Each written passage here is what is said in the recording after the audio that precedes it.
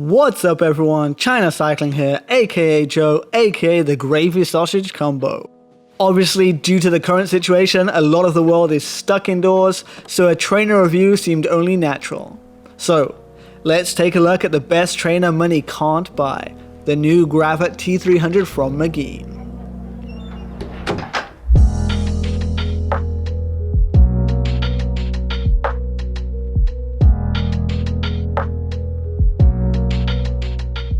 Now, the original Gravat trainer from Magene was something that sent ripples throughout the indoor training industry back when it debuted in 2017. It was also the trainer that inspired me to start this channel, showing you guys things that previously were unknown in the West. At the time, it was a trainer with similar specs to the second gen kicker, but less than half the price and quieter too. They used a different belt system to the kicker, which made the Gravat quieter, something that Wahoo then adopted for their own trainers. So while people may love to point fingers and accuse the Chinese of being copycat masters, it goes both ways. Anyway, regardless of who copies who, as long as companies are copying the good things, that can only be good news for us, the consumers. In late 2018, they updated the Gravat with the Gravat 2, pretty similar to the original, but now with support for through axles. The original sensei of bike tech reviews, DC Rainmaker, put one through its paces and seemingly loved it, complimenting its accuracy and quietness, with his main complaint being a lack of a handle. The king of indoor trainer reviews, GP Llama, also did a video on it and was impressed too. Also a fan of the accuracy, but his main complaint being the external physical power meter and its ease of manipulation. You could literally pull on it to increase your wattage. Not cool, not cool. Flash forward to the end of last year when Magene debuted this, the T300, or the Gravat 3 as I prefer to call it. This one is definitely more of a fresh start and less of an evolution. Looking at the trainer, they've really upped their game in terms of the physical design of the thing. I personally think it looks great, and the foldable legs are a welcome addition. In their promo materials, they boast that it folds away to be just 21 centimeters wide for convenient storage. A few centimeters thinner than the competition, and a whole lot better than the first two generations. There are some love them or hate them LED lights underneath the trainer that change color depending on what zone you're riding in.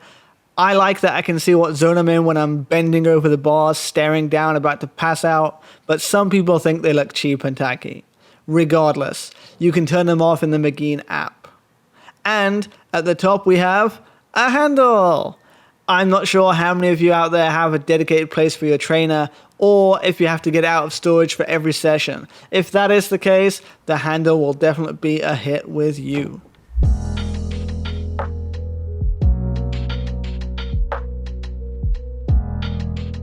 Going past the physical looks and having a gander at the spec sheet, connectivity is something Magene have always been good at, and that's no different here. ANT Plus and Bluetooth are no problem, and there's an app for Android and iOS called Magene Utility that lets you quickly connect to the trainer, update its firmware, calibrate it, turn off the LEDs, etc. It's a pretty simple app, but I like it. It does what you want it to do without a fuss. Maximum gradient simulation is up to 22%, which is a few percent better than the latest kicker, but a few below the TAC-X Neo. Maximum resistance is 2,600 watts at 60k an hour, so definitely enough for us mere mortals. Power accuracy is a claimed 2%, we'll have a closer look at that later. If that's correct, that's the same accuracy as a Wahoo kicker, or a Saris H3 or Cyclops Hammer 3. In terms of bike compatibility, out of the box we've got our standard quick release rim brake compatibility, but also have options for compatibility with 142 or 148mm through axles and XDR cassettes, both of which I took advantage of with my new bike. Review of that coming soon. So let's have a dive into the accuracy. Now, I'm not going to go as deep as DCR, GP Llama or Keith Wakeham here. I'm just going to tell you what you want to know. Is it good enough? For starters, it's fundamentally different to the first two generations. Gone is the physical power meter and has been replaced with an optical one as used in many other high-end trainers. The advantage is it should be more durable and less susceptible to temperature drift. It also can't be hacked GP Llama style to cheat on Zwift or whatever. The disadvantage is, well, I'm not sure. It's probably harder to develop and may have higher costs. Anyway, mine seemed to require a bit of bedding in period. Straight out of the box, I wasn't getting the accuracy numbers I should have been. I had 3 power meters on the go, the Favero Asioma pedals, which everyone agrees are the gold standard of accuracy, the XKD 2-in-1 power dual-sided power meter on a 105 crankset, and then the T300. The Asiomas and the XKD were in strong agreement with each other, but the T300 was consistently lagging below. The solution was to do a bit of a hard ride on the unit, which, in my fitness at the time, I was able to muster about 160 watts for 30 minutes, and then immediately do a spin-down calibration while everything's still warm. Magene recommend doing 100 watts for 10 minutes, but in my experience, that wasn't enough. Anywho, after this spin-down calibration, everything was happy days. The 3 power meters were tracing each other pretty directly. Looking at the mean power for the ride, at the 16-minute mark, the 3 power meters were averaging 125.7, 125.6, and 125.5. Pretty crazy. Just 0.3 watts difference, which works out to around 0.2%. The XKD lost its signal at this point, but Magene and the Asiomas continued to trace each other to within 1 watt. So, to cut a long story short, is it accurate? Yes. But make sure you get it warmed up and then do a nice spin down calibration.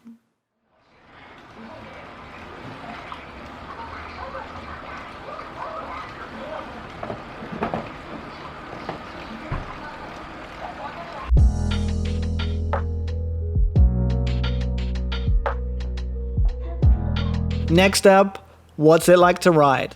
Firstly, with its fold-out legs, when you put down the watts or get out of the saddle, the unit will rock from side to side a bit. I'm not sure if this was intentional to try to recreate the feeling of outdoor riding or not, but I'm indifferent. It does feel nicer with the gentle rocking, but it's almost so subtle that I'd prefer not to have it. If I wanted rocking, I'd get a dedicated platform. Speaking of which, I have one on the way from Ride Now. Review coming in the future. Make sure you subscribe so you don't miss that. The T300 has a big enough flywheel that the road feel and the momentum of the bike is no problem.